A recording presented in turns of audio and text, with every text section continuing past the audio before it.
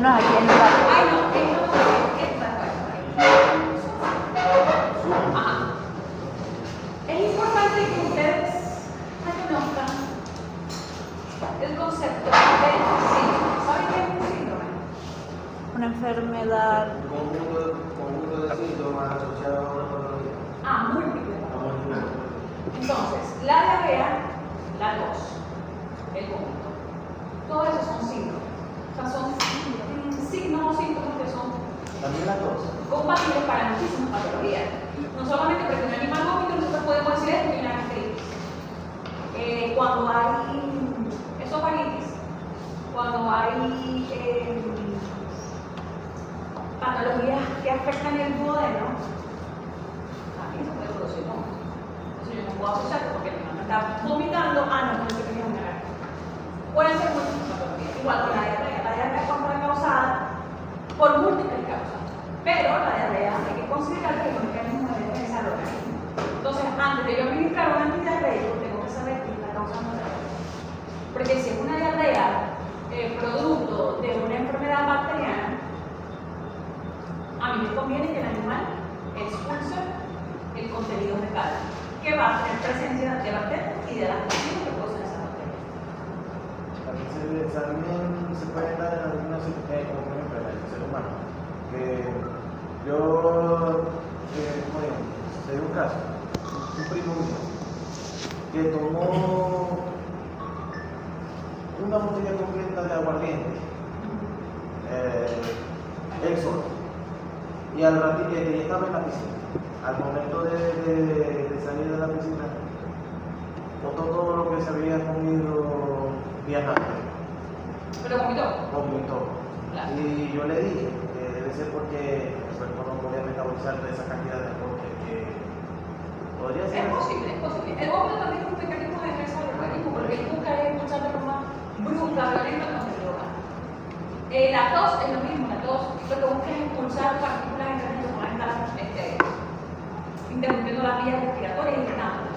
Entonces, antes de nosotros interrumpir un mecanismo de defensa, tenemos que saber qué nos da tos. Ok, en el caso del vómito, los vómitos crónicos tienden a producir un desbalance en el animal, un desbalance electrolítico, tienden a producir alcalosis. Entonces, dependiendo de la causa, que ustedes la conozcan, nosotros podríamos administrar fármacos que controlen esa frecuencia o que controlen la aparición de ese reflejo del vómito. Los fármacos que controlan o que se utilizan para controlar el vómito excesivo son los llamados antieméticos. Y los fármacos que inducen el vómito son los eméticos. ¿Cuándo creen ustedes que se debe inducir el vómito en un animal? Cuando es intoxicado. La mayoría de las veces se utilizan en casos de intoxicación. Cuando se sospecha que el animal ha ingerido alguna sustancia que va a causar un efecto nocivo. Pero y si no tenemos fármacos para inducir el vómito, ¿qué se podría...? Pero el vómito yo lo voy a inducir si yo sospecho que la ingestión ha sido reciente. Porque si ustedes se van en la mañana y llegan en la tarde y consiguen como que pistas de que el animal pudo haber ingerido algo, pues hasta la vez que ustedes regresen, inducir el vómito no va a servir. Al igual que un lavadora. Todo tiene como que sus pautas. Si no, no va a sustituir esto. Ya vamos a ver los tipos de médicos que hay. A veces también es importante que en los casos de las cirugías programadas, muchas veces se establecen pautas de ayuno en los animales. Hay propietarios que no respetan las pautas de ayuno, igual que le administran agua, alimento al animal, esto antes de un proceso quirúrgico. Entonces allí nosotros necesitamos vaciar ese estómago, porque que se puede evitar eso. Exactamente, se produzca una conspiración del contenido humano. Porque la mayoría de las veces nosotros, cuando vamos a intervenir quirúrgicamente en una mascota, se debe intubar. Entonces hay riesgo de aspiración a la al momento de sacar ustedes del tubo, al momento es que el animal despierte, puede haber riesgo de aspiración. Los eméticos siguen bien.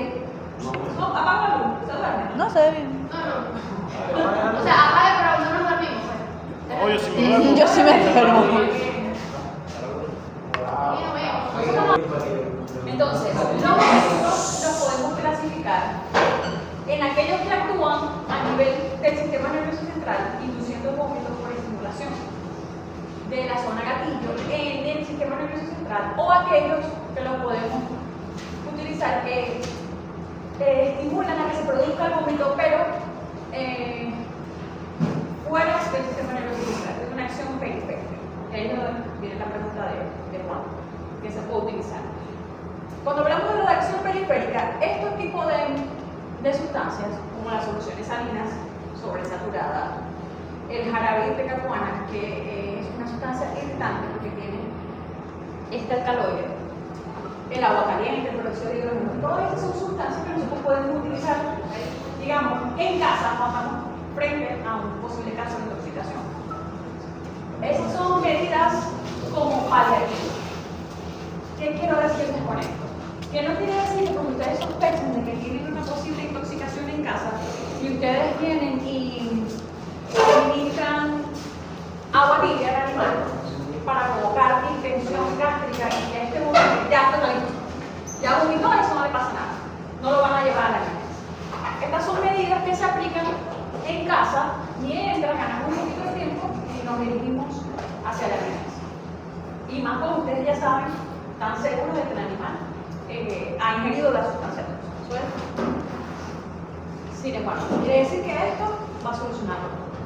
Tenemos los de acción central. Hay dos grupos. Están los derivados de los opiáceos, como la apomorfina.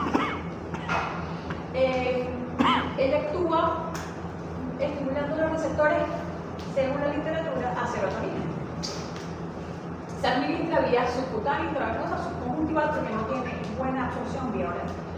Este es más utilizado para inducir el vómito en perros, porque en gatos tiende a producir hiperexcitabilidad. Y tienen otro grupo, donde entra la silacina, que es un agonista de los receptores alfa-2. Este se puede utilizar tanto en perros como en gatos, pero es más utilizado en gatos para inducir el vómito. Y estas son las vías de administración. Todo lo que produzca distensión o irritación de la mucosa gástrica va a inducir el vómito por vía periférica. También en ocasiones, cuando se estimula la laringe con sustancias irritantes, pueden inducir también el vómito de ¿Cuál es el uso en el gato? ¿No el gato que así las Profe, los organismos no se reproducen nunca. sí, por lo general. Pero eso se resaltó, la silacina fue en perro, lo resaltó. Ajá. Este es un grupo grande de antieméticos de acción central, es decir, para los que vamos a emplear cuando deseamos controlar el vómito crónico. El representante, digamos, más común que pertenece al grupo de las benzamidas es la metoclopramida. ¿Lo han escuchado anteriormente? Están otros grupos que son antagonistas dopaminérgicos, como dentro de las clorodiazinas, la clorpromacina y la acepromacina. Y dentro de las butiroferonas, la domperidona es una de las más empleadas, es una de las más comunes también. Están los antagonistas de los receptores a histamina tipo 1, como la difenhidramina, ciclicina y mecricina. Este tipo de antieméticos es muy utilizado cuando el vómito se asocia a patologías del oído interno,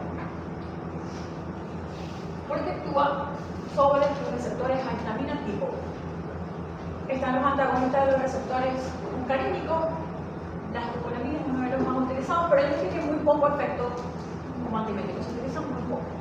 Y están los antagonistas a los receptores 5-HT3 o acerotonina, que es el ondansetron, uno de los más utilizados. El ondansetron se utiliza mucho para controlar el vómito que es producido por fármacos o producido por terapias antineoplásicas. ¿No se entiende la parte de las antineoplásicas? Neoplásicas, cuando hay quimioterapias y se produce vómito por acción de esos medicamentos que son administrados, se administra ondansetron.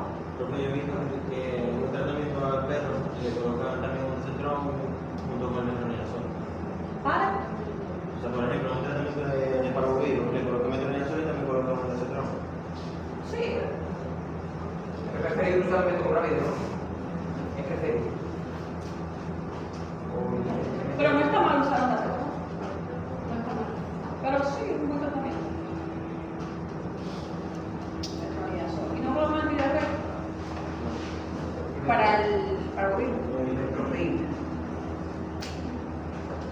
también, aunque la diarrea por parvovirus es por virus. Metronidazol. Pero lo que es bueno que lo detecte. Sí, eso lo utiliza. Pero el sistema de defensa también. Sí, pero es muy difícil. ¿Sí me entiendes? Como el principal representante de los antieméticos es la metoclopramida, bueno, es el que se describe principalmente. La metoclopramida es un antiemético de acción central y periférica. Periférico también porque tiene cierta actividad procinética, es decir, que va a favorecer el vaciamiento gástrico de la región pilórica hacia el colon. Inhibe la transmisión dopaminética, es decir, es un antagonista de receptores a dopamina a dosis bajas y a dosis altas, bloquea los receptores a serotonina. La administración intravenosa requiere muchísimo cuidado porque tiende a producir, si se hace de manera muy rápida, nerviosismo, temblores, insomnio. El caballo es uno de los más afectados. En los casos donde hay vómitos graves, la pauta de administración tiene que ser frecuente, cada 90 minutos aproximadamente, porque tiene una celeridad plasmática de eliminación muy corta. No se debe administrar si se sospecha de obstrucción intestinal, porque ya no se debe administrar. Lo que usted acaba de decir que lo que va a hacer es hacer que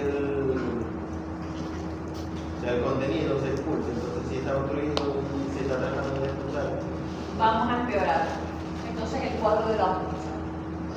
Si se sospecha de obstrucción, no se administra la metoclopramida porque tiene efectos procinéticos. Efecto Procinético. Creo que yo fui el último a entrar porque no la quiere ella. Yo les coloqué este aquí.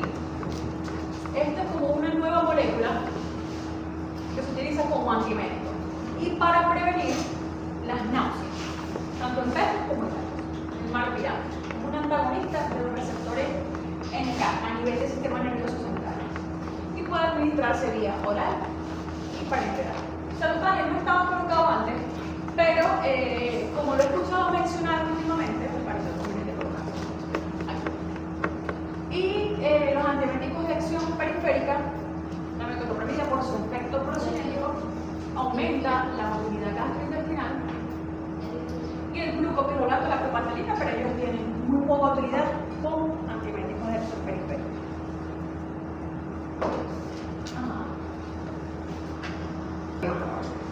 Como para resumirles los diferentes grupos de médicos y de antimédicos. A nivel del sistema nervioso central está un área que es la que se conoce como el área gatillo, una zona cargada de innumerable cantidad de receptores. Hay receptores a serotonina, a dopamina y receptores muscarínicos. Cuando estos receptores se estimulan, esa información o ese estímulo viaja directamente al centro médico, al bulbo raquídeo y se produce el vómito. Entonces, dentro del grupo de las benzamidas, la más importante es la metoclopramida. Ella actúa bloqueando los receptores a serotonina y a dopamina. De esa manera se impide entonces que aparezca el reflejo del vómito. Dentro de las butirofenonas que les comenté, ¿cuál era la más importante? La dopaminona y los antagonistas 5-HT3 que les comenté. Me lo dijiste, lo utilizaban como metronidazol. El ondansetron. Dentro de los antagonistas a los receptores a histamina tipo 1 está la meclicina. Y como les digo, estos básicamente se utilizan cuando el vómito está asociado a patologías de oído interno. La meclicina. Se me olvidó mencionarles, creo que son ellos mismos los que se utilizan. ¿Dónde está? Para tratar la cinetosis. ¿Saben qué es la cinetosis? ¿Tú sabes qué es la cinetosis? No, la cinetosis es el mareo y las náuseas que se producen por el movimiento. Entonces, se suelen utilizar mucho mascotas cuando las van a llevar de viaje, tanto en vehículos como en barco, en avión, para controlar las náuseas que se producen. Eso se llama cinetosis. Entonces, cuando hay cinetosis, que se producen mareos y náuseas, y están asociadas a patologías de oído interno, se utilizan antagonistas a histamina tipo 1, como la meclicina. Ok. Estos que están esbozados son los antieméticos. Las fenotiacinas, como la clorpromazina y la cefpromazina, ellos, al producir sedación, depresión del sistema nervioso central, obviamente van a producir que ese reflejo del vómito desaparezca. Pero esa no es su principal utilidad. O sea, la idea no es agarrar una fenotiacina para controlar el vómito, porque las fenotiacinas son tranquilizantes. Obviamente, porque producen depresión del sistema nervioso, desaparece el reflejo del vómito, pero esa no es su utilidad principal. Tienen esa característica, pero no las podemos utilizar para controlar el vómito porque vamos a inducir depresión del sistema nervioso. De hecho, son antipsicóticos. Entonces, estamos hablando de que las dosis para esta utilidad son Deberían muy ser por muy debajo bajas. de... Deberían ser muy bajas. Muy bajas. Pero, ¿para qué utilizar un tranquilizante si puedo utilizar otro fármaco que me pueda dar especializado la misma característica sin yo preocuparme porque me por los produzca depresión? efectos que realmente son los originales, ¿no? Exactamente. Ok, los antagonistas muscarínicos, que yo les había comentado, como la escopolamina, la atropina, ellos bloquean las vías aferentes basales. Es decir, tú sabes que yo les comenté que todo lo que produzca irritación y dilatación del estómago, del intestino delgado, todo eso va a estimular a que aparezca el reflejo del vómito. Bueno, los antagonistas muscarínicos bloquean esas vías aferentes que van a llevar esos impulsos a la zona quimioreceptora para que esto no se produzca. Pero se utilizan muy poco. Se utilizan más como para relajar la musculatura lisa, con un efecto de mejorar el vaciamiento, el tránsito, pero no como antieméticos como tal. Luego tenemos los eméticos, que son los que están en morado, los que actúan a nivel del sistema nervioso central, como la apomorfina y la silacina, y los que actúan a nivel periférico, como las soluciones salinas, el peróxido de hidrógeno, el jarabe de tecacuana, que está contraindicado en gatos porque es altamente irritante. Este es un cuadrito de diferentes antieméticos, el mecanismo de acción y la dosis. Simplemente la vía de administración, para que vean los diferentes mecanismos de acción y las dosis que se utilizan. La medicina está contraindicada si el paciente está mental, porque tiene efectos teratógenos.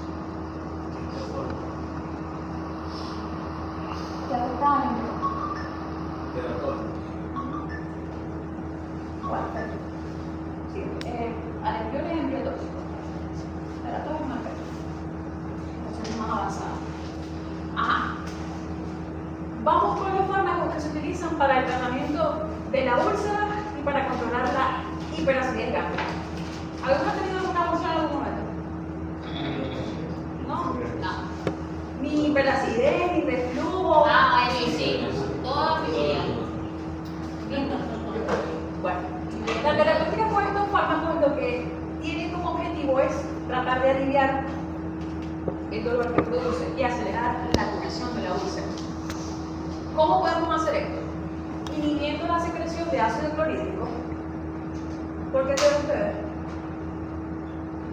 Porque ácido, ¿no? El ácido del estómago. Más el ácido del estómago, el ácido de todo. Ajá, pero ¿qué pasa con ese ácido? Se va a empezar a Si comer. tenemos un hueco de eso, Se va a empezar a comer todo eso. Se hace más grande. eso no se va a buscar nunca por la acción del ácido clorhídrico. Dígame. Puedo también neutralizar el ácido clorhídrico. ¿Cómo creen ustedes que se puede Bicarbonato. neutralizar? Bicarbonato. Pero, ¿qué acción tendría? ¿Dentro de qué grupo farmacológico lo podríamos colocar? Al bicarbonato de sodio.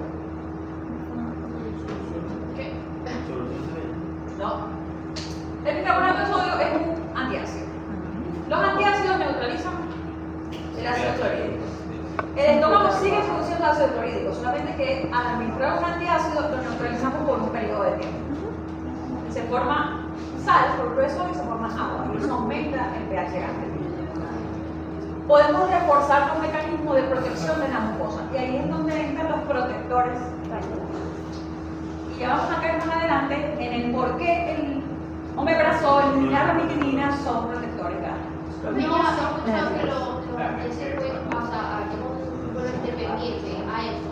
Pueden causar úlceras. ¿Es cierto? Lo que pasa es que podría ser verdad. Lo que pasa es que los antiácidos hay que tener una pauta de administración y saberla respetar, porque ellos producen acidez de rebote. Como les estaba explicando, ellos no bloquean, o sea, ellos no impiden que se produzca ácido clorhídrico, se sigue produciendo, lo que pasa es que lo neutraliza. Y al pasar el efecto, obviamente el organismo detecta que el pH está aumentando y comienza a producir más ácido clorhídrico para llevarlo al pH que normalmente debe tener el estómago, que es pH de 2, ¿no? Lo que hace es secuestrar los protones sueltos, lo que hace es captarlos en la molécula, entonces simplemente le roba disponibilidad a los protones, más nada, pero sigue habiendo una producción de eso. Sí, exactamente. Entonces, cuando pasa el efecto, se puede producir las acideces de rebote, que haya mucha mayor cantidad de ácido clorhídrico y se produzca entonces nuevamente esa sensación desagradable. Por eso es que las pautas de administración hay que respetarlas.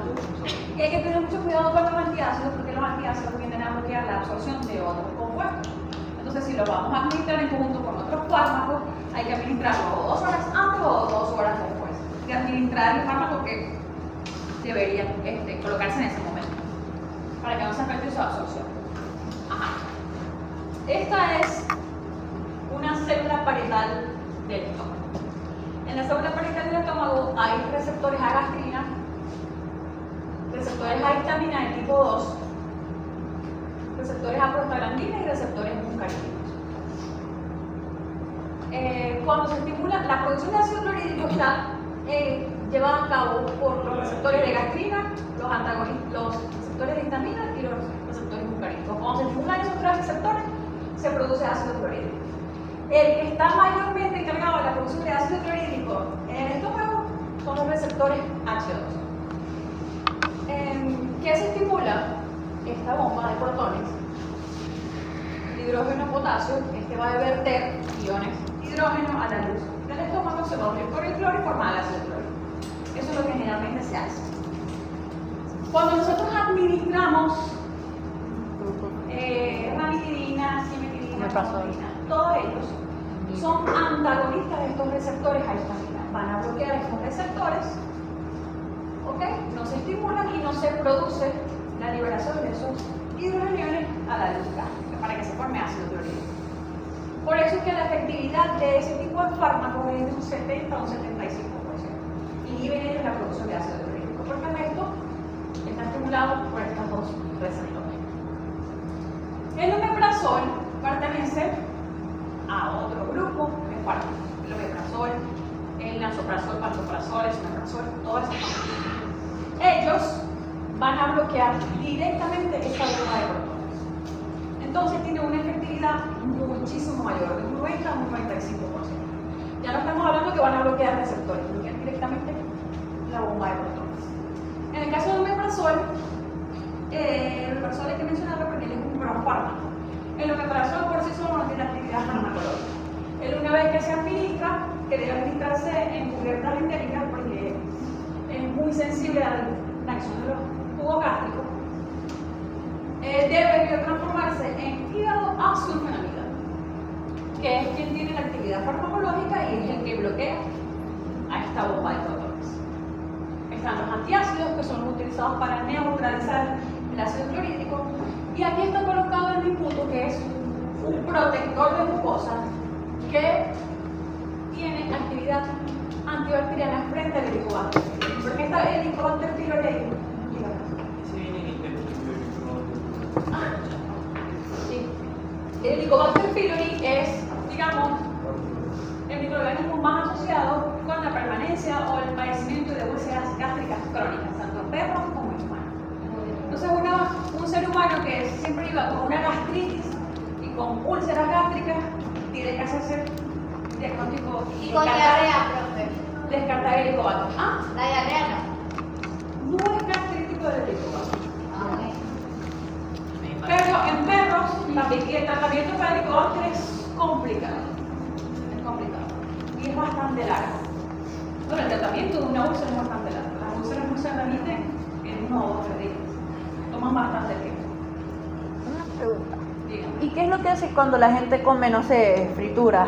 Algo frito, ¿qué esa acidez en el estómago? ¿Qué es lo que pasa? Depende. Sí. Quizás la grasa, el tipo de aceite con el que se fríe esa fritura, ¿sí? Fritura. Quizás son grasas ya que están muy oxidadas. Pero sí, ¿qué pasa? Irritación. También la frecuencia, ¿no? También la Como que lo frecuencia. combina, o sea, como dice la mayoría de gente, tomar fresco. Entonces, a lo mejor esa combinación. Sí, lo que pasa es que una gastritis no es un proceso que se produce de hoy para mañana. Una gastritis es algo que se viene cocinando poco a poco, que no le prestan atención por los hábitos alimenticios, por la cantidad de fármacos que estemos tomando en ese momento. Y no le prestamos atención, pero con el paso del tiempo, entonces cuando ya manifestamos dolor o otro signo, vómitos en particular, entonces ahí sí, bueno, ya la gastritis no dio para más y ya el estómago no dio para más y se manifestó. Pero la gastritis es algo que se va cocinando poquito a poco. Que quizás cuando uno come algo en particular, eso fue lo que lo detonó. Pero ya venía. ¿Pero qué es lo qué le pasa al estómago en ese momento?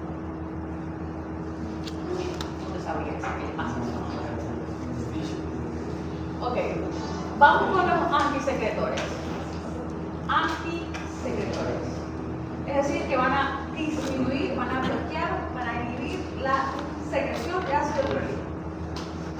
Tenemos los que actúan sobre la bomba de protones, los que bloquean los receptores a histamina tipo 2 y los que inhiben los receptores muscarínicos. Por esto se utilizan casi nada, la pirenzepina. Se utiliza muy poco porque aparte de que es menos potente, tiene muchos efectos adversos.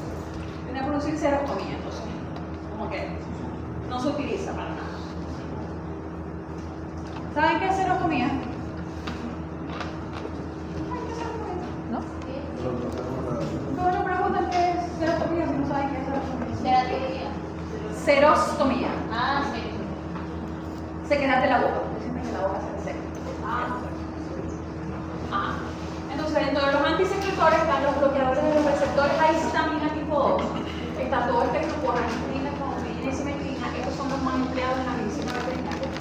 Se utilizan para el tratamiento de la úlcera gastrodenal, de la gastritis y de la esofagititis digestiva. La ranitidina y la simetrina la podemos administrar con una pauta de cada 8, cada 12 horas, 3 a 2 veces al día. Y la famotidina una sola vez. Administraciones oral, intravenosa y transmuscular. Profe, disculpe. Bueno, no sé si, según el ejercicio clínico, ¿cómo se diagnostica una gastritis en un perro? Porque por lo menos en el humano, me duele, jalito. Y en el perro. Entonces, En el perro, creo que además de la sintomatología clínica, de la palpación, podrías utilizar otras pruebas complementarias. Ecografía, Lo de los signos clínicos sería gastroscopía, todo depende, ¿no? por lo menos que para dar de comer. ¿Cómo? Si tiene dolor. Claro. Además de los signos clínicos. Se puede presentar. A la palpación se puede hacer una ecografía, se puede hacer una gastroscopía, pero todo depende, ¿no? De las posibilidades, de los equipos. esto está calientísimo. Bueno, póngamelo abajo si querés. Otro de Esa la- la perder esta materia de sonido después. Ok, dentro de los efectos adversos de este grupo de fármacos, la cimetidina tiene la particularidad de que ella es un inductor enzimático. Perdón, un inhibidor enzimático. ¿Sí se acuerdan de eso? ¿Sí se acuerdan? ¿Qué hace un inhibidor enzimático? Tiene que ver con el acetaminofén y lo... Ok, la cimetidina, dentro de sus efectos adversos, contiene esa particularidad de que él es un inhibidor enzimático. Va a inhibir a enzimas de la citocromo P450, que son las encargadas de qué tipo de reacciones a nivel hepático. Toxicidad de ellas, no, en nivel hepático no. De reacciones de bioactivación a nivel hepático. Entonces hay que tener mucho cuidado cuando se administren en conjunto con otros fármacos. Tener mucho cuidado porque ella es un inhibidor enzimático. Y la ginecomastia no tiene relevancia en realidad, relevancia veterinaria, pero se ha descrito que el tratamiento prolongado con cimetidina en humanos tiene que producir ginecomastia en el hombre. ¿Saben qué es ginecomastia? Ginecomastia. No se lo ocurre. Le crecen, digamos, las glándulas mamarias, los pectorales, por tratamiento prolongado. Por eso, bueno, eso sí, mucho cuidado. La anisatirina tiene una característica también particular, que ella favorece el vaciamiento gástrico y ella es eliminada prácticamente sin metabolismo hepático a través de la orina. Está el otro grupo de antisecretores, los inhibidores de la bomba de protones. Estos son los más utilizados en veterinaria. Es omeprazol y pantoprazol. Estos son otros representantes menos usados.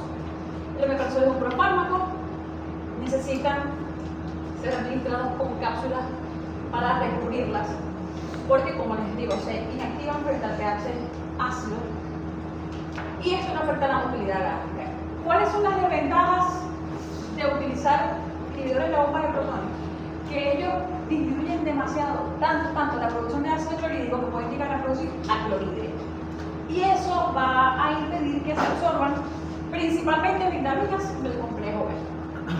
Y por tratamientos muy prolongados tienden a producir hipergastrinemia. ¿Tiene más o menos idea de qué puede ser eso?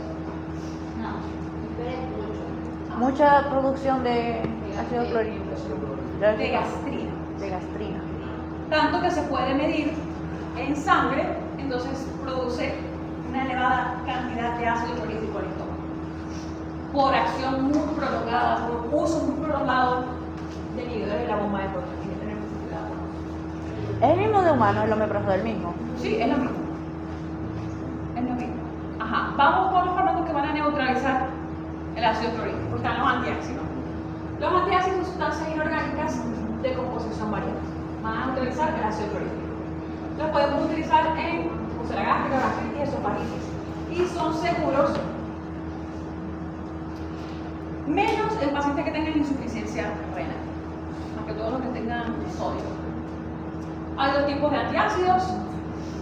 Ok, antes de eso, mucho cuidado con pacientes que tengan insuficiencia cardíaca o insuficiencia renal, más que todos los que son a base de sodio o a base de magnesio. Están los no sistémicos. Yo creo que en algún momento ustedes han escuchado alguno de ellos. Están los compuestos de aluminio, que pueden ser hidróxido de aluminio o carbonato de aluminio. Los que contienen calcio, como el carbonato de calcio, y los que contienen magnesio. Hidróxido óxido y trisilicato de magnesio. Todos son bastante buenos. Los más potentes son los que son a base de carbonato de calcio, pero tienden a producir acidez de rebote. Los compuestos de aluminio, por uso muy prolongado, por uso excesivo, pueden llegar a producir estreñimiento, y los compuestos de magnesio pueden llegar a producir un efecto laxante. Y tenemos el bicarbonato de sodio, que uno de sus, digamos, efectos adversos menos agradables es que produce distensión abdominal y flatulencia. Pero este produce un rápido incremento del pH gástrico y también modifica el pH urinario. No tiene otras reacciones adversas, ¿no? O sea, se podría decir Hay que que... tener mucho cuidado con pacientes que tengan insuficiencia renal. ¿Qué interacciones farmacológicas se pueden producir? Bueno, ellos afectan la absorción de otros fármacos porque pueden llegar a formar gelados. O sea, complejos mucho más grandes que sean más difíciles de absorber. Al incrementar el pH gástrico, disminuye la absorción de ácidos débiles y aumenta el de las bases débiles. Y lo podemos utilizar para modificar el pH urinario. ¿Cuáles son otros efectos adversos? Bueno, lo que se les había comentado antes. Pueden producir diarrea, los compuestos de magnesio, y estreñimiento, los compuestos a base de aluminio. Ahora sí vamos, los protectores de mucosa. Ellos van a aumentar la capacidad protectora de la mucosa y la defienden de las lesiones que produce el ácido gástrico y la pectina. Están dos representantes, el sucralfato y las sales de lino. El sucralfato se va a polimerizar. ¿Qué quiere decir esto? Que el sucralfato, una vez que entra en contacto con el cubo gástrico, por ese pH ácido, forma como una pasta muy viscosa. Y esa pasta viscosa es la que se va a unir al cráter de la úlcera. protegiendo la elección del ácido clorhídrico. También promueve la síntesis de prostaglandinas y de moco. No se administra en conjunto con antiácidos. ¿Por qué creen ustedes?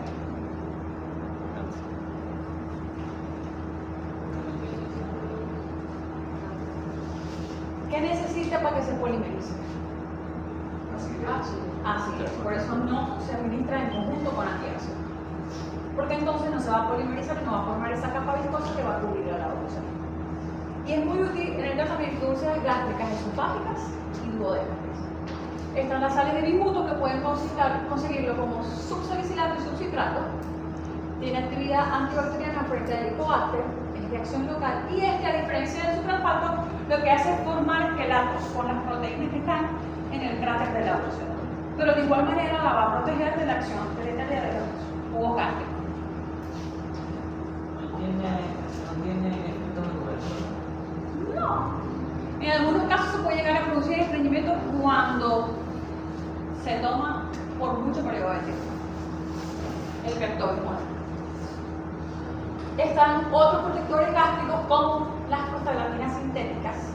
El misoprostol, que es un análogo de la prostaglandina E1, E2, es citoprotector.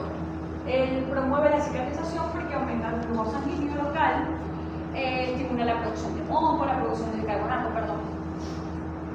Es muy útil para prevenir úlceras por AINES. ¿Saben qué es un AINES? Antiinflamatorio no esteroideo. Menciónenme uno.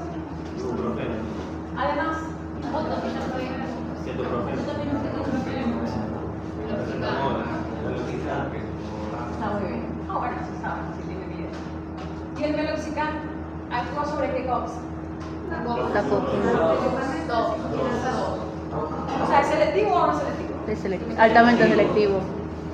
Aunque en la diapositiva decía que había que cuidarse igual, que había que tomar previsiones con respecto a la parte digestiva. No sé por qué, si era selectivo y actuaba en el conjunto, no sé por qué decía igual, hay que tomar las previsiones. A diferencia del caprofeno.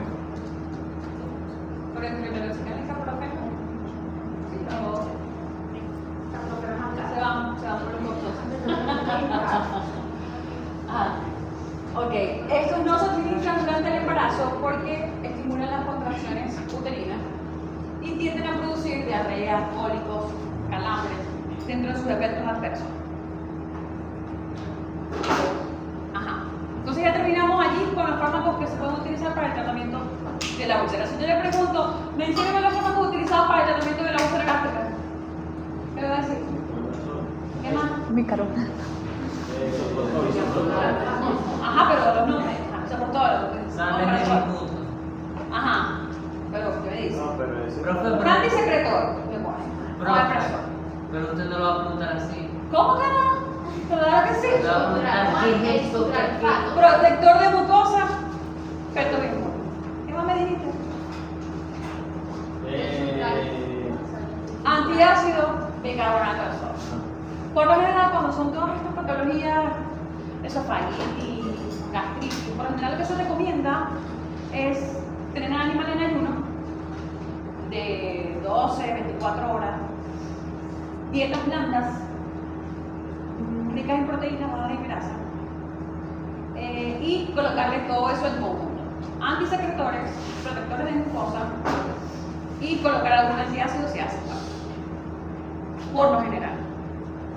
Ahora, si está asociado a un proceso bacteriano. Pero ahorita acaba de decir que no se puede combinar sales de bismuto con antiácido.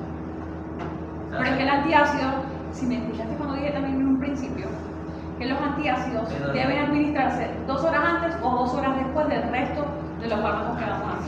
porque si no, cuando empieza a disolverse por el ácido lo Ay, metaboliza. me pasé, gracias. No lo. De una vez lo hizo. Ok, vamos con los fármacos procinéticos, que yo les había comentado que la metoclopramida tiene propiedades procinéticas. Los fármacos procinéticos van a estimular y van a mejorar el tránsito gastrointestinal, alivian síntomas digestivos, consecuencias de alteraciones en la actividad motora. Pueden ejercer ese efecto procinético a través de 3 mecanismos de acción, pero los que les voy a dejar acá, que son la metoclopramida, la cesaprida y la domperidona, ellos van a antagonizar la inhibición de la motilidad que se genera por neurotransmisores como serotonina y dopamina. Ah, está muy bien. Es decir, van a bloquear receptores a serotonina o a dopamina. Los más utilizados, metoclopramida, cisaprida y domperidona. El menos efectivo de todos ellos es la domperidona.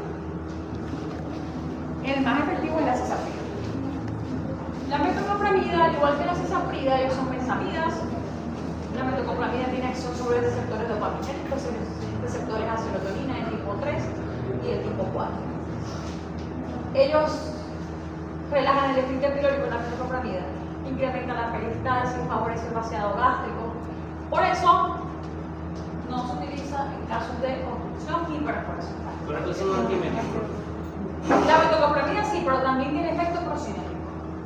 Por eso hay que tener cuidado de no administrar a animales que tengan obstrucción y perforación también, porque tiene ese efecto también. La cisaprida es una benzamida igual que actúa estimulando los receptores a serotonina 5-HT4.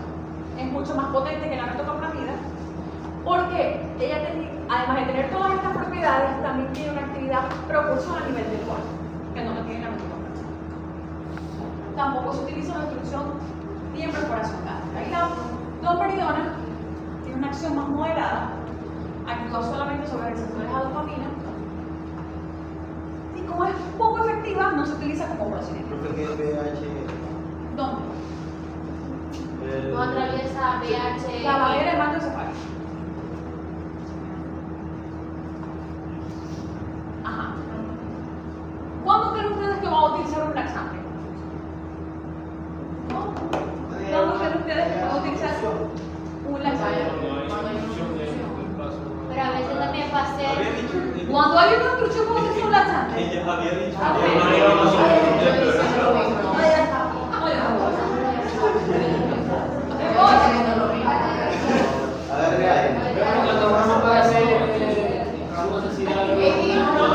¿cómo se llama eso? ¿Cómo se llama? Eso es. ¿Quién dijo el estreñimiento? ¿Quién dijo el estreñimiento? Bueno, sí. Pero no. También cuando hay estreñimiento, pero no todos los laxantes se utilizan en los casos de estreñimiento. Dígame. Hablando de eso, que no en todos los casos de estreñimiento. Una vez lo sé porque me van a hacer una radiografía en la columna. Entonces necesitaba como que el estómago limpio para que se pudiera. Ya. Pero es que no hemos llegado hasta allá. O para adelgazar. También con fines, eso es un fin exploratorio o quirúrgico. También se administran laxantes, claro que sí. Pero antes de ustedes administrar un laxante, ustedes dicen, nada, es que mi perrito, nada, hoy no ha hecho como, no es seco, está estreñido. Primero tienen que garantizar que la comida tenga un buen aspecto, que tenga un porcentaje de agua, que el consumo de agua sea de límite, que el animal siempre tenga agua, y de que el animal tenga sus paseos diarios. Si ya después de eso, que todo eso está check, y el animal tiene estreñimiento, ustedes pueden pensar en un laxante. Todo dependiendo del diagnóstico que tenga. Porque si tiene una obstrucción y por eso no ha defecado, entonces no le podemos dar un laxante. Hay diferentes tipos de laxantes. Laxantes formadores de bolo. Cuando se refiere a formadores de bolo, quiere decir que aumenta el tamaño de las heces. Hay laxantes, sí, que incrementan el volumen intestinal, es lo mismo. Laxantes emolientes, lubricantes, osmóticos y estimulantes. Los que se utilizan para fines exploratorios son laxantes osmóticos y laxantes estimulantes, que van a ver cada uno. Ajá, están los laxantes formadores de bolo, son todos los que están aquí. Pectina, celulosa, todo lo que es rico en fibra. Estas son básicamente sustancias que tienen un carácter higroscópico, o sea, tienen la posibilidad de absorber agua. Entonces, al absorber agua, el bolo fecal aumenta de tamaño y por distensión de las paredes intestinales se produce el reflejo de defecación, la defecación. Hay laxantes emolientes y lubricantes. Los emolientes son los que tienen propiedades tensoactivas, tienen la capacidad de ablandar ese bolo fecal, como el docusanosoide. El Milán. ¿El Milán qué es? ¿Cómo la están? Sí, pero ese es el nombre comercial que se le tiene. A no ser como Están los lubricantes que tienden a lubricar el bolo fecal y al lubricarlo, por decirles, la parafina. Tienden a lubricar el bolo fecal, lo envuelven y este pierde menos agua. Entonces lo mantiene blando y lubricado. Los laxantes osmóticos producen atracción de agua a la luz intestinal. Entonces se produce liquefacción de las heces. Se va a producir una heces. ¿Qué pasó? Ay, Dios mío. Yo estoy asustada. Se desmayó, le dio algo. Estos producen heces muy blandas, abundantes. Se produce liquefacción de las heces. Tienen mucha agua. Y no se debe administrar en animales en estado de deshidratación. Porque empeora el estado de Ningún laxante debería, ¿verdad? Depende. El lubricante más bien lo protege, hace que no se pierda agua. Depende. Pero un osmótico no, porque se va a gastar agua al intestino. Y están los irritantes como el zen, la cáscara sagrada y el aloe, que irritan principalmente el colon, y el aceite de ricino irrita la porción anterior del intestino delgado, que se utilizan con fines también exploratorios, porque produce irritación, y por irritación de la mucosa intestinal se produce la defecación. Entonces, polietilenglicol. ¿Sí? ¿Qué? ¿Este es Pero se avisen con tiempo. Ajá. Vamos con los antidiarreicos. ¿Por qué es importante tratar la diarrea? Por la pérdida de agua. Porque Y de nutrientes. Pero tienen que saber qué está causando la diarrea, claro, antes de administrar una antidiarrea. Si es una diarrea producto de un cambio de dieta alimentaria, ¿es necesario que le den un antidiarreico? No. Entonces, bueno, es importante que sepan qué la está causando. La diarrea es una alteración intestinal que se caracteriza por el incremento en la frecuencia, el volumen y la fluidez de las exposiciones. Y esas son las consecuencias que se pueden producir: pérdida de líquidos, pérdida de nutrientes y debilitación del paciente. Por eso siempre esos pacientes, cuando tienen cuadros crónicos de diarrea, siempre les colocan soluciones. Ok, dentro de los antidiarreicos tenemos los protectores y absorbentes, los que modifican el transporte hidroelectrolítico y los depresores de la movilidad. Es que yo le pregunto eso. Siempre lo pregunto. ¿Cuáles son los, o sea, entre los antidiarreicos, por ejemplo? Puedo preguntarles, mencióname 5 antidiarreicos. El 3. ¿Cómo se clasifican los laxantes? Los deformadores de bolo, osmóticos, emolientes. No es complicado. Pregunto, ¿me quedas diciendo que lo voy a preguntar? Ajá. Entonces, dentro de los antidiarreicos están los que inhiben la motilidad gastrointestinal. Están dos grupos. Los anticolinérgicos, donde está la atropina, isopropamida y propantelina, que son muy poco utilizados, principalmente la atropina por sus efectos sistémicos. Pero se utiliza mucho la gliosina, más que todo como espasmolítico. ¿Han tomado en algún momento bucapina? Sí. ¿Para qué? ¿Para aliviar qué? El dolor. ¿Qué dolor? El estómago. Los cólicos. O a veces por los cólicos. Lo mismo. Exactamente. Profe, normalmente la bucapina intravenosa, o sea, causa reacción. Que yo tenga entendido, no, pero todo depende. Vía endovenoso, todo depende de la vía de. Administración. Perdón, la velocidad con la que sale. Porque a mí me la inyectaron y casi me Hay dos, porque la compuesta y la sí. La compuesta sí. La compuesta con otro. Sí, es que todo depende.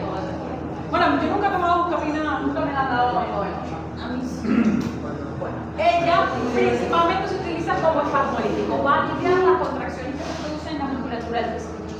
En este caso del intestino, son espasmolíticos. Principalmente se utilizan para ello. El otro grupo es el de los agonistas opiáceos, que estoy segura que todo el mundo ha escuchado de la loperamida. Claro, yo no lo tomo así. La loperamida actúa sobre los receptores mu, que están ubicados a nivel intestinal.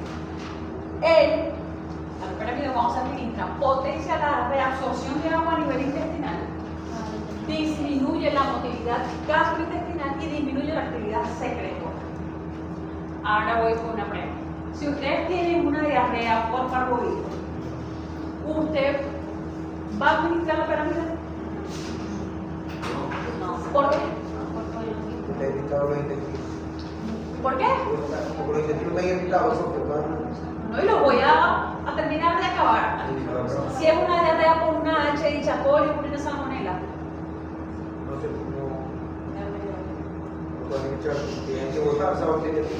Bueno, bacterias todavía tienen que estar. No está recomendado, no es que no den antidiarreicos, sí es recomendado dar, pero no uno que inhiba la motilidad gastrointestinal, porque entonces yo estoy dejando a la bacteria, al virus, mucho más tiempo en contacto con la mucosa intestinal y va a haber mucho más daño. Además de que estoy dejando también mucho más tiempo en contacto con las endotoxinas que producen esas bacterias, entonces no me funciona.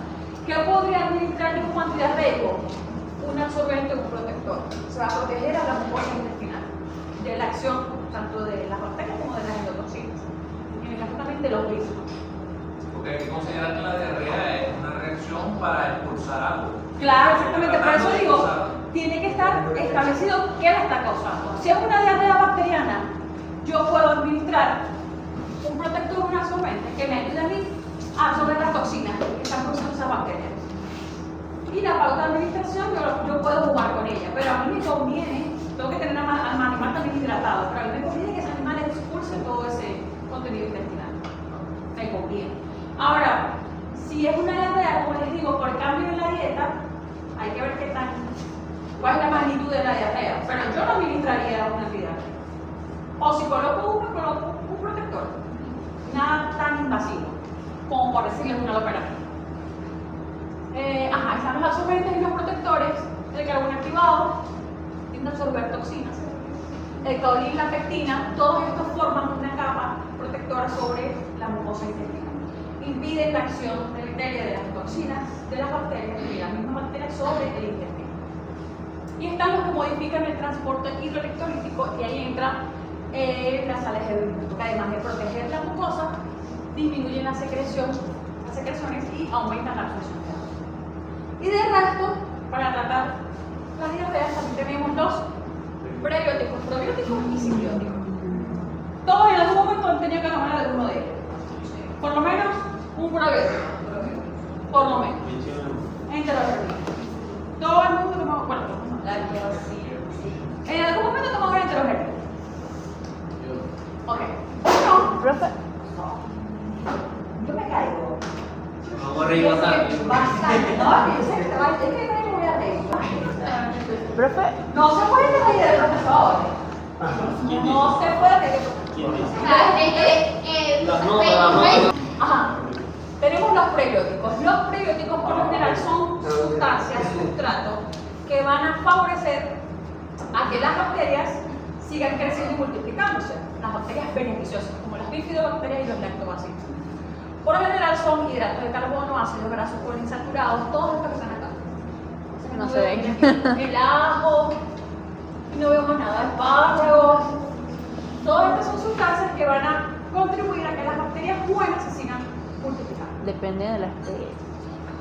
Los probióticos, estos sí son cepas vivas de microorganismos que se pueden administrar en cantidades óptimas para conferir un beneficio al hospedador. Ejemplo, lactobacilos, enterococos, bifidobacterias. Enterogermina que la amo. Y los simbióticos, que es una combinación real. Sí, es bueno, es verdad. Ay, no sé, mi solo comprar el pozo. No sé, nada más consumo. Esto es un resumen entonces. Aquí abajo tienen los antidiarreicos y aquí arriba tienen los diarreicos. Ok, los osmóticos, el sulfato de magnesio, sulfato de sodio, ¿qué hacen ellos? Ellos se absorben por un transporte activo a nivel del intestino.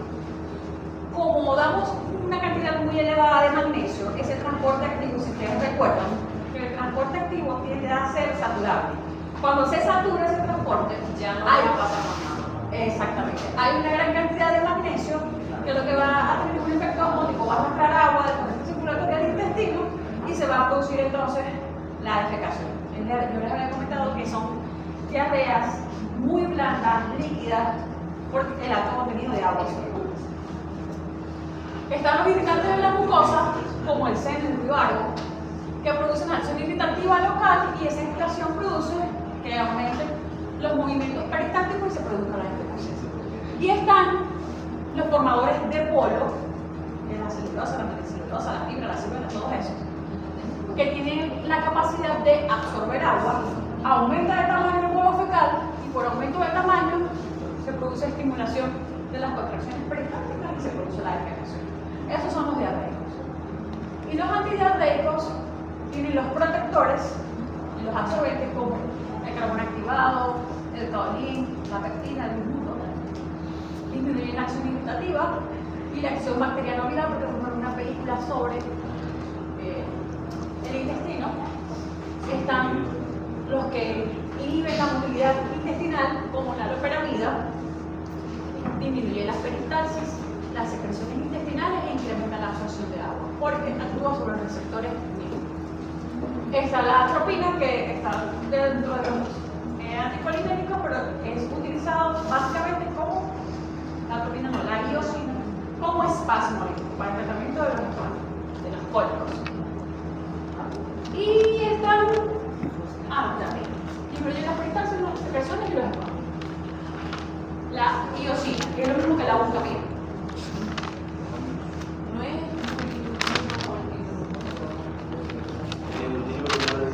iosina. Ajá. Ya aquí más para de grandes animales. Meteorismo, timpanismo, ¿saben qué es? Ya, es lo mismo, meteorismo, timpanismo. ¿Cuándo qué? Ajá, ¿lo gases en dónde? Hay dos tipos, gaseoso y espumoso. El tratamiento para el gaseoso, ¿cuál es? Exactamente, un dropper en la fosa del lijar izquierdo y eso. ¿Por qué se tiene que tratar el meteorismo? Porque yo no lo puedo dejar así que el animal se quede así. No, la motilidad, porque no hay espacio para hacer. Si le prendes fuego, sí. No se va a dar. ¿Por qué? Sí, ok. No hablemos de destino final, porque ya tiene como. Ajá, ¿por qué es importante administrar un antitimpánico? ¿Por qué es importante tratar el meteorismo, el timpanismo? ¿Por qué? Porque no se en todo caso yo no lo dejo ahí, que el animal no se eructe, tal, que no sé. Porque el alimento ingerido no se va a procesar bien, no tiene espacio para todo. Pero además de eso, Tóxico. o sea, el rumen, aparte de que aumenta el tamaño, no solamente aumenta el tamaño, él desplaza, oprime, desplaza, ¿y qué apachurra? ¿Qué pregunta es para apachurrar? Con el corazón, Todas las vísceras. El diafragma. Y puede producir asfixia mecánica. Por eso es que es importantísimo identificar si hay timpanismo. Colocamos el trocar primero y si sale el gas, a la base de timpanismo gaseoso. Pero si no sale nada y sigue todavía así, es módulo. Quiere decir que es módulo. Entonces allí tenemos que administrar un fármaco, como el poloxaleno o el dimetilpolixilosano, que lo pregunto siempre, para que se rompa esa tensión superficial que hay en la espuma, esta espuma libere el gas. Y se acabó. Se administra vía oral, vía oral o directamente al riñón. ¿Sí? ¿Me entendió? Voy a preguntarle el dimetilpolixilosano y ahí de que no me lo conozco. Para el tratamiento de Por espuma. Espumoso.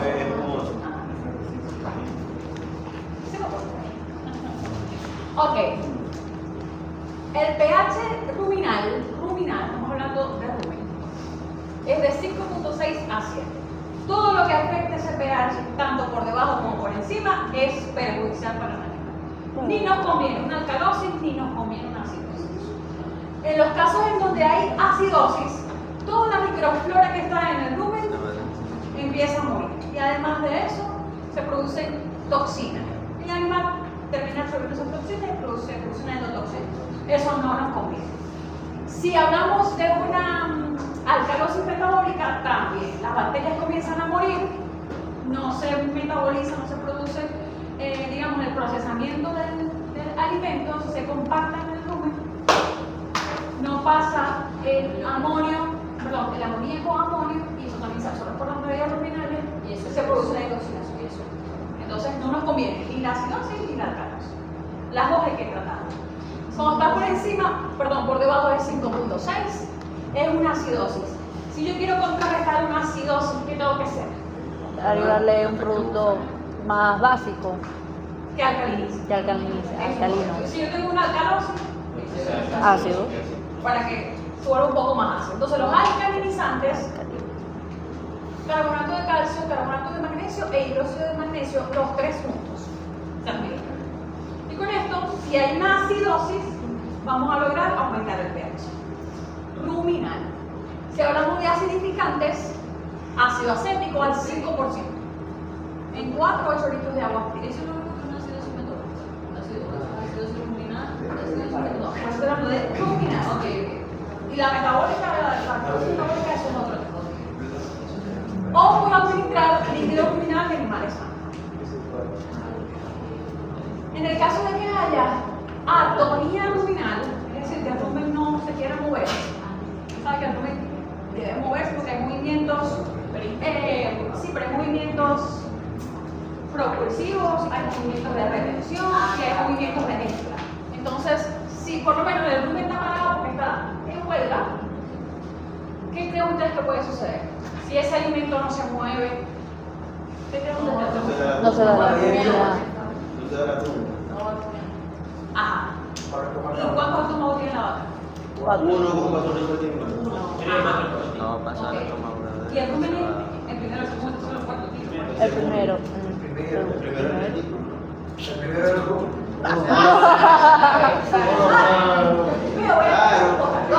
¿Quién envía? El primero es el rumen. O más que algo más. Ay, Dios mío, que el primero de 12 años. El rumen. No se puede llevar el alimento solamente. El alimento tiene que pasar a nuestro estómago y el otro. Del retículo al rumen y pasando a la También se va a ver afectada la rumia. Entonces, pero el alimento del rumen al testículo. Y después cuando va a la Administrar ruminatorios. Los ruminatorios son sustancias que van a favorecer la rumia, porque también se tiene afectada la rumia.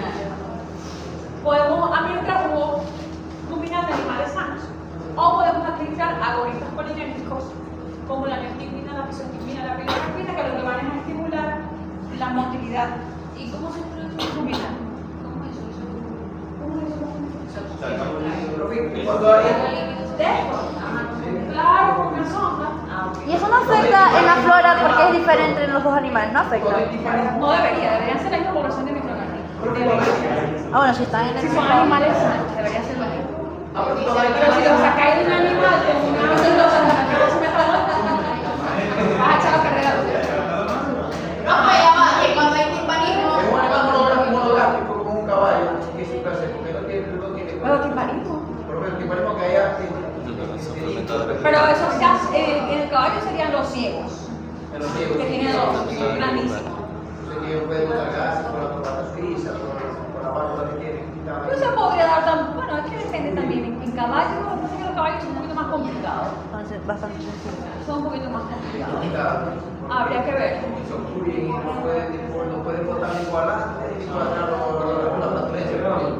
En ese caso no se puede quitar porque tiene No, hombre.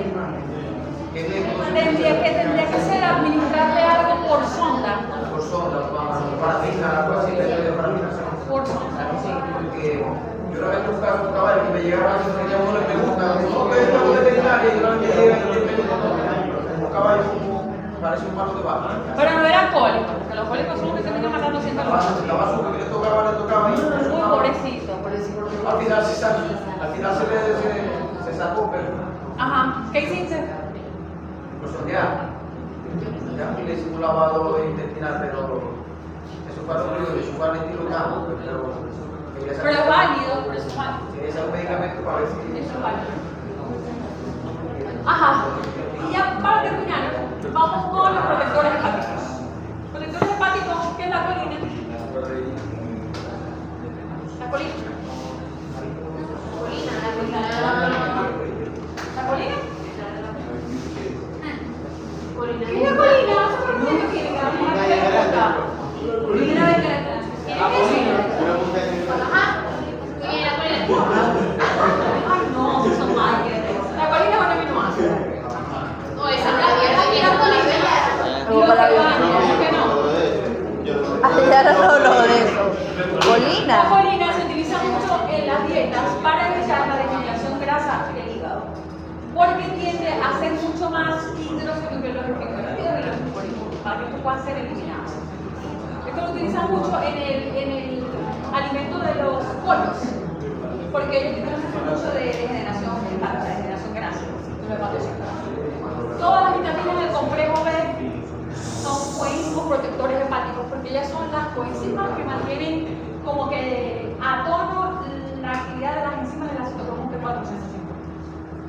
Y la glucosa, porque es precursora del ácido glucurónico, que es el principal responsable de las reacciones de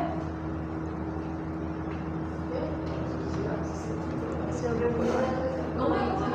El ácido glucurónico. ¿No se acuerdan de él? Es para metabolizar el es un metabolito endógeno que participa en todas las reacciones de detoxificación. ¿Es un qué? Repito, por favor. Metabolito endógeno, ácido glucurónico. Lo que mencionó la primera clase. De los gatos con los días. No se acuerdan de nada, son deficientes en conjugación con ácido glucurónico. Ajá, esto se lo dejo aquí solamente para que ustedes se familiaricen con el término. Yo esto no lo voy a preguntar, yo sé que obviamente como dije que no lo voy a preguntar, ni lo van a hacer. Pero esto porque a mí me gusta que por lo menos tengan el término en la mente. Hay fármacos coleréticos y colagogos. Los coleréticos son sustancias que van a estimular la secreción de bilis por parte del hepatocito. Y los colagogos van a estimular la expulsión de la bilis por parte de la vesícula. Es diferente. Estimulan la liberación de bilis, pero uno por el hepatocito y el otro por la vesícula. Se lo dejo por acá porque esto básicamente son sustancias naturales y la medicina nutracéutica naturista está tomando un auge bastante grande en los pequeños animales. Se los traigo por acá porque se acaso me queda por preguntarles, ven, dígame que es un fármaco colerético. Si